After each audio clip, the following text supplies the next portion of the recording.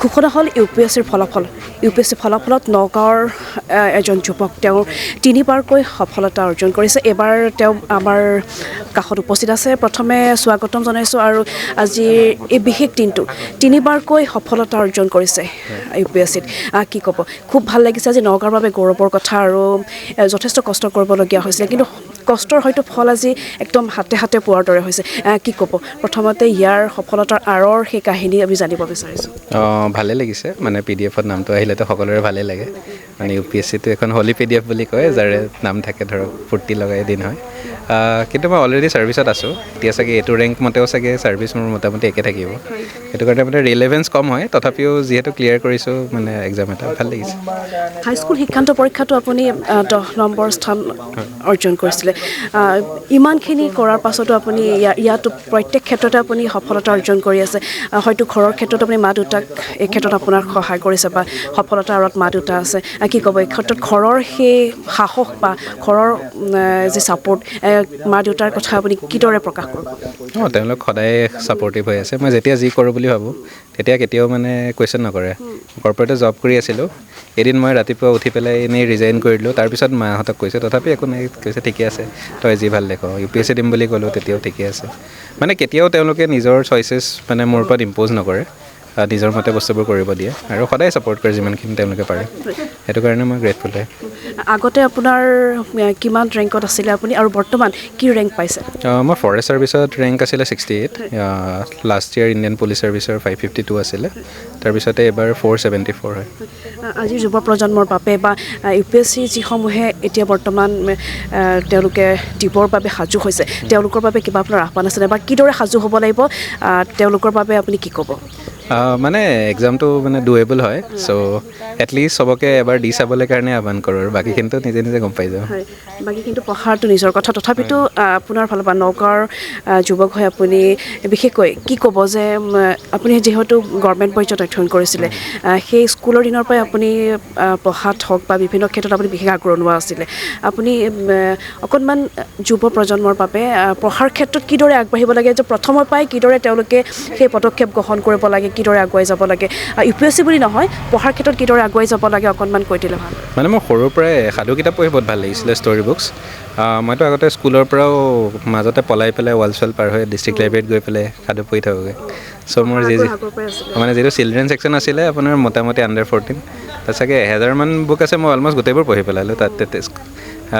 সৰুতে তেনেকুৱাই মানে পঢ়াৰ ইণ্টাৰেষ্ট এটা আছিলে মানে পিছৰখিনি ইজি হৈ যায় আৰু তেতিয়া ঠিক আছে এতিয়া তেওঁৰ পিতৃ মাতৃ আমাৰ সৈতে আছে তেওঁলোকৰ লগত আমি কথা পাতিবলৈ চেষ্টা কৰিম আৰু আমি অকণমান যাব বিচাৰিছোঁ হয় পিতৃ আছে পুত্ৰৰ সফলতাৰ ক্ষেত্ৰত আপুনি কি ক'ব সঁচাকৈ আজি ঘৰখন উৎসৱমুখৰ পৰিৱেশ হৈ পৰিছে এয়া মাতৃ আছে মাতৃ পিতৃ একেলগে আমাৰ লগত আছে কি ক'ব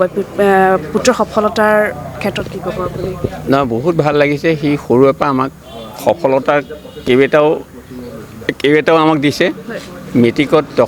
দশম স্থান অধিকাৰ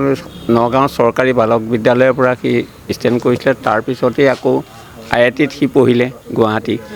তাৰপৰা BTech কৰি পেলাই আকৌ এতিয়া প্ৰথমবাৰ IFS পালে IFSত সি পাই পেলাই তাৰপিছত IPS যোৱাবাৰ জইন কৰিছে আকৌ এইবাৰ বেটাৰমেণ্টৰ কাৰণে দিছিলে কিন্তু এতিয়া ৰেংকটো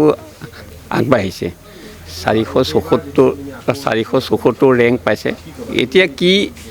কি হেৰি হয় পাই সেইটো পিছতহে গম পোৱা যাব কিন্তু ভাল লাগিছে আৰু যথেষ্ট ভাল লাগিছে পুত্ৰই কষ্ট কৰি যেতিয়া সফলতা অৰ্জন কৰে মাতৃৰ মুখত সদায় হাঁহি ওলাই যায় আজি কি ক'ব মাতৃ সেই পুত্ৰৰ সফলতাত মাতৃয়ে কি আনন্দ পাইছে বা কি প্ৰকাশ কৰিব পুত্ৰৰ হয় সেইটো হয় মানে গোটেইখিনিতো আৰু মানে মুখেৰে প্ৰকাশ কৰিব নোৱাৰি তথাপিতো মানে বহুত ভাল লাগিছে আৰু মানে প্ৰতিবাৰে দিছে প্ৰতিবাৰে সফল হৈছে আৰু তাৰ নিজৰ ইচ্ছাতে মানে যেনেকৈ আগবাঢ়িব খুজিছে আমি তাতেই ছাপোৰ্ট কৰি গৈ আছোঁ আৰু সেই কেনেকৈ পঢ়িব কি পঢ়িব সেইখিনি জনা হৈছে সেইটোখিনি তাৰ নিজৰ কথা পৰা পঢ়াত যথেষ্ট আগ্ৰহী আছিলে পঢ়াৰ বাদে হয়তো আচলতে বেলেগ দিশত ইমান মন নাছিলে সেই পঢ়াত মানে এইটোৱে মানে তাৰ প্লাছ পইণ্ট সি পঢ়ি ভাল পায় সৰুৰ পৰাই যিকোনো মানে কিতাপ পালেই মানে পঢ়িবলৈ মানে বহুত ভাল পায় স্কুলৰ পৰা আহিও বাহিৰা কিতাপবিলাক অকল কোৰ্চটোৱে নহয় মানে বাহিৰা কিতাপ তাৰ থাকেই মানে কিবা নহয় কিবা এখন তাক লাগিবই পঢ়িবলৈ আৰু আমিও মানে সেইটোৱে কৰিছিলোঁ সৰুতে খেলা ধূলা বস্তুতকৈ মানে সৰু সৰু কিতাপবোৰ তাক কিনি দিছিলোঁ সাধু কথা মহৎ লোকৰ জীৱনী মানে বিজ্ঞানীৰ জীৱনী এনেকুৱা ধৰণৰ কিতাপবিলাক সৰুৰ পৰা তাক আমি বাৰ্থডেটো হওক তেনেকুৱা ধৰণৰ বস্তুৱে কিতাপেই দিওঁ মানে গতিকতে মানে সেই পঢ়াৰ হেবিটটো তাৰ একচুৱেলি সৰুৰ পৰাই আছে সেইটো কাৰণে এতিয়া মানে বহুত ধৈৰ্যৰে মানে দিনটো পঢ়ি থাকিবও পাৰে তেনেকুৱা আৰু সেইটো পঢ়াৰ ধৈৰ্যটো আছে হয় এইদৰে যদি আপুনি আপোনাৰ শিশুটিক জন্মদিনত বা বিভিন্ন ক্ষেত্ৰত যদি আপুনি উপহাৰ দিবলৈ বিচাৰিছে এই এক উদাহৰণ বুলি ক'ব লাগিব আপুনি খেলাৰ বস্তুৰ পৰিৱৰ্তে এখন কিতাপ যদি আপুনি উপহাৰ দিয়ে হয়তো সেই সফলতাৰ পিছলৈ আপুনি লাভ কৰিব পাৰিব বা সেই সুখ আপুনি অৰ্জন কৰিব পাৰিব